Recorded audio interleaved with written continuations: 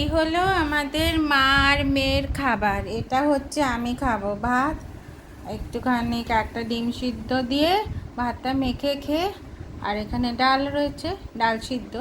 এটা দিয়ে আমি এই লাউয়ের যে মায়ের চোচা ভাজা, এটা আসলে খোসা ভাজা, এটা খাবো। আর অদ্ভুত খাবার যেটা মা খাবে, আপনারা কোনোদিনও খেয়েছেন?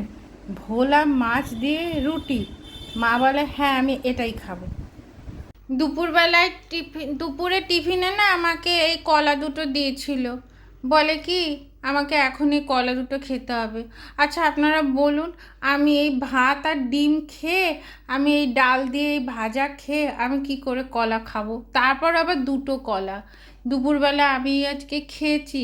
শশা খেয়েছি, পেয়ারা খেয়েছি, নিজের টিফিন খেয়েছি, তারপরেও আমার টিফিন বক্সে এই দুটো কলা আমি রেখে দিয়েছিলাম। তাই মা বলছে তুই এই দুটো কলা এখন খাবি। দেখুন এই পড়ে আছে খাবার, কোথায় যে চলে গেল।